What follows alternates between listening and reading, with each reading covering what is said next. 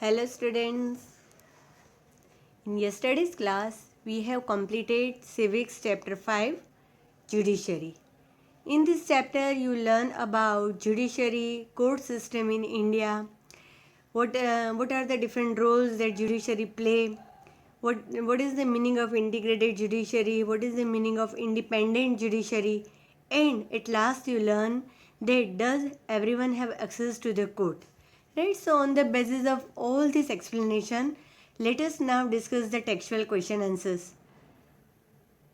Question number 1.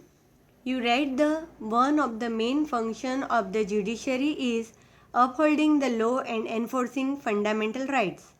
Why do you think an independent judiciary is necessary to carry out this important function? Means here you have to explain why this role is very important for independent judiciary. The independence of the judiciary allows the court to play a central role in upholding the law and enforcing fundamental rights, as it ensures that there is no misuse of power by the legislature and the executive. Means if a judiciary is independent, then only it can be make sure that legislature or executive, means any political or financially powerful person, cannot misuse their power. Anyone can approach the court if they believe that their rights have been violated, and politicians or other socially powerful people cannot use their power to change any judgment. So that's why independent judiciary is necessary. Question number 2. Reread the list of fundamental rights provided in the chapter 1. You remember in chapter 1 in blue palette, they have given 6 fundamental rights. How do you think the right to constitutional remedy connects to the idea of judicial review? Right? When I explain you these fundamental rights, at that time also I told you that according to this right, constitutional remedy means if you are thinking that any of your fundamental rights are violated, then you can approach to the court. So it is it is connected to judicial review. Right to constitutional remedy declares that citizen can go to court for justice if they believe that any of their fundamental rights have been violated by the state. Hence, the independence of the judiciary is necessary to uphold the right of the citizen. So, this role that judicial review, it's very important, and to maintain fundamental rights, it is connected to judiciary. Question number 3. In the following illustration, fill in each tier with the judgment by the various courts in the Sudha Goyal case. Check our responses with other in class. Check out responses with other in class. Okay. So first blank is lower court. In lower court, what decision was given in that case? The lower court convicted Sudha's husband, his mother, and his brother-in-law and sentenced all 3 of them to death. Then the appeal into High Court. Now High Court verdict. Verdict means judgment or decision. The High Court passed the judgment stating that Sudha's husband and the other were innocent and set them free. Then third is Supreme Court. The Supreme Court passed a judgment stating that Sudha's husband and his mother were guilty and sentenced to them to prison for life. The court freed the brother-in-law because they could not find any evidence against him. So that brother-in-law Subhash was evicted and other 2 were sent for prison for life. Question 4. If they do not like the Supreme Court verdict, the accused can go back again to the trial court. Right, now here they have given some situation. Then we have to say that whether it is true or false. So if they do not like Supreme Court verdict means decision, the accused can go back to the trial court. What will be the solution? True, false. They went to the Supreme Court after the court had been given decision. False, the verdict of the yes. Okay, according to actually all points I have not printed here, but that first point is true. Second is false because they went to Supreme Court after the High Court had given decision. Actually, it is a hierarchy. First lower court, then High Court, and then Supreme Court. And the third one is also false, that is given here, that verdict of Supreme Court is final and bound by all. Question number 5. Why do you think the introduction of public interest litigation in 1980 is significant step in ensuring access to justice for all? Answer. Access to courts has always been difficult for a vast majority of the poor in India. Legal procedure involves lot of money and time. The poor who are illiterate and financially weak find it difficult going to court to get justice. Means here they have given some reasons that why everyone cannot access to the court. Legal procedure, lot of money, time consuming, illiteracy, financially weak people. So these all are the limitations of our judiciary. So to fight it back, what provision it is there? In the 1980s, the Supreme Court devised a mechanism of public interest litigation or PIL to increase access to justice for the poor and illiterate. Any individual or organization can file a PIL in the High Court or the Supreme Court on behalf of those whose rights are being violated. It is not necessary that the person filing a case should have direct interest in the case. Means as a third person, third party, we can file a PIL in High Court or Supreme Court. Question number 6. Reread the excerpts from the judgment on the Olga Teli versus Bombay Municipal Corporation case. Now, write in your own words what the judges meant when they said that the right to livelihood was part of the right to life. I broadly explained this right to life in previous class also. That right to life means include all the things which is requirement or necessity for the surviving of one's life. It includes food, adequate and nutritious food, pure drinking water, livelihood, shelter, education, environment, all these things. So in that case, what happened? Olga Teles versus Bombay Municipal Corporation case portrayed the plight of lakhs of persons who live on pavement and in slums in the city of Bombay. They constitute nearly half the population of the city. These men and women came to court to ask for judgment that they cannot be evicted from their shelters without being offered alternative accommodation. They rely for their rights on Article 21 of the Constitution, which guarantees that no person shall be deprived of his life except according to procedure established by law. They do not contend that they have a right to live on payment. Their contention is that they have right to live, right which cannot be exercised without the means of livelihood. They have no option but to flock to big cities like Bombay, which provide the means of bare subsistence. They only choose a pavement or slum which is nearest to their place of work. This plea is that the right to life is misleading without a right to protection of the means livelihood and job and all that, by which alone life can be lived. So according to that Olga Teli, and then court also given in the favor of these poor people, those slum dwellers, because they cannot leave the place. If they leave the place means they are deprived of their right to livelihood. So according to right to life, their shelter, their livelihood cannot be snatched away.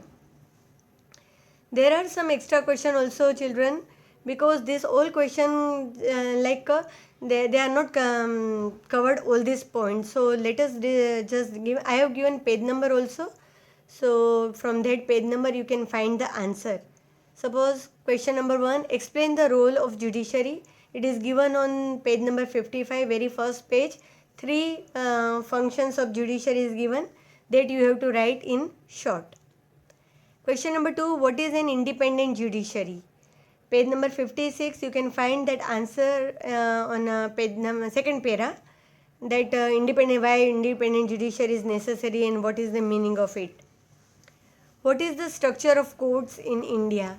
You have to write that hierarchy of the codes are there, and then you can make a triangle also, that is given on the same page, page number 57, and you write in short about all three types of codes. Yes, here this is very important question. Explain the phrase justice delayed, justice denied. You can write a story, imaginary story also to support your answer. You can write about that why it is said that there is no justice if it is too late.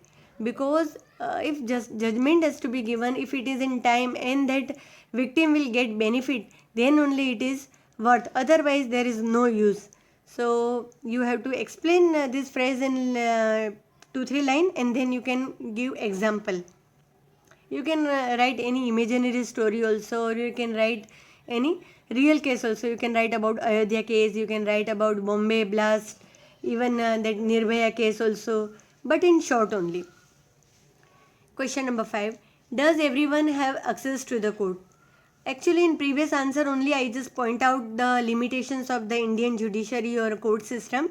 But here you can just make point that suppose you can write long procedure, you can write that lots of paperwork, lots of time consuming, money involving, financial requirement, illiteracy. So these 5-6 reason you can write here, and because of this limitation everyone cannot access to the court.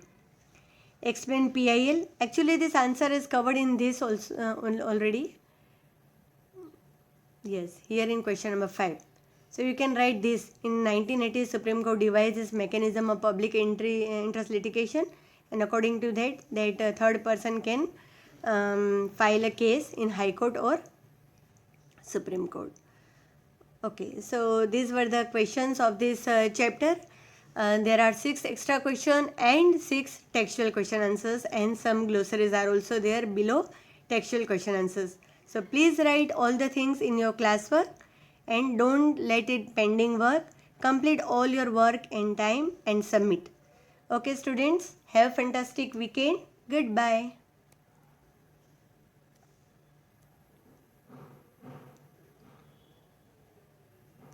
In this module, you will learn about the Indian judiciary.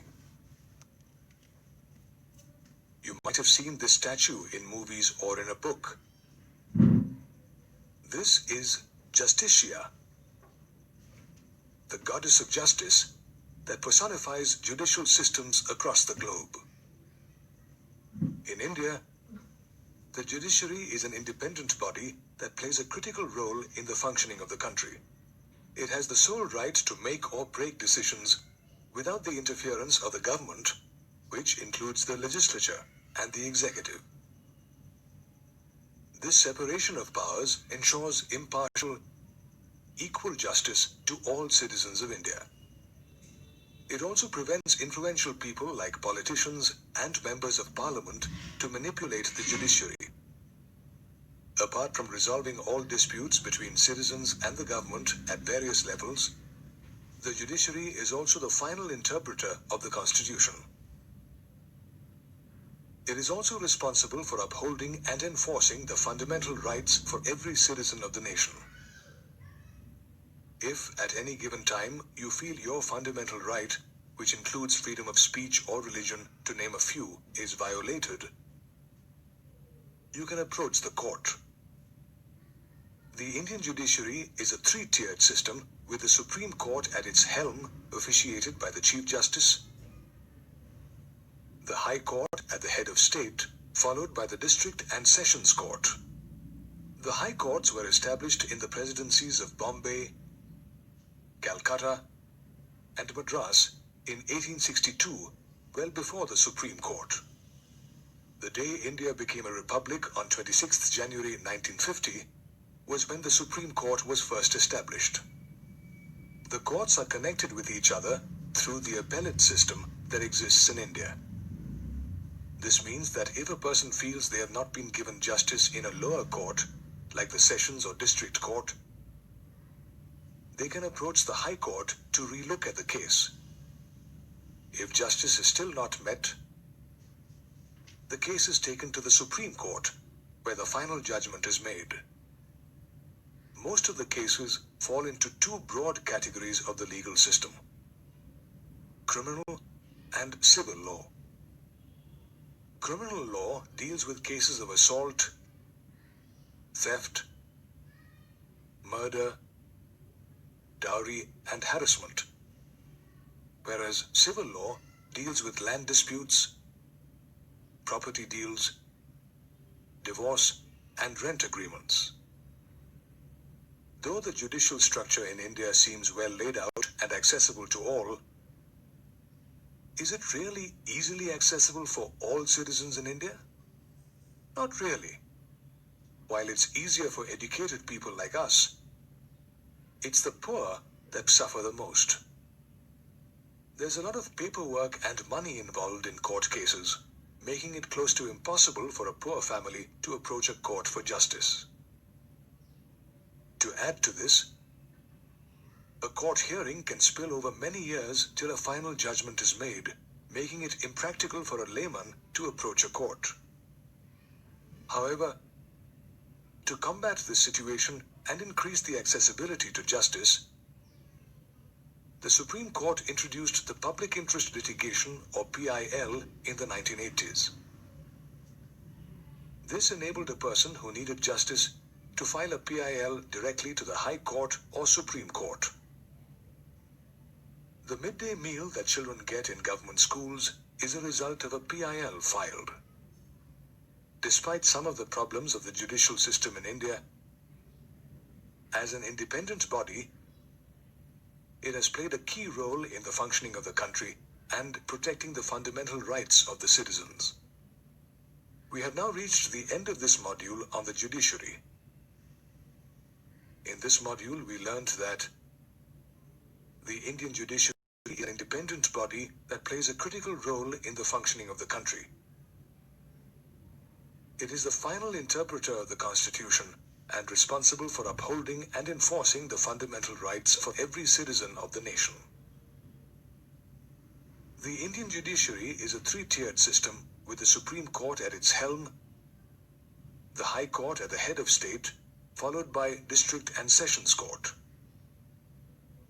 The appellate system exists in the Indian judicial system.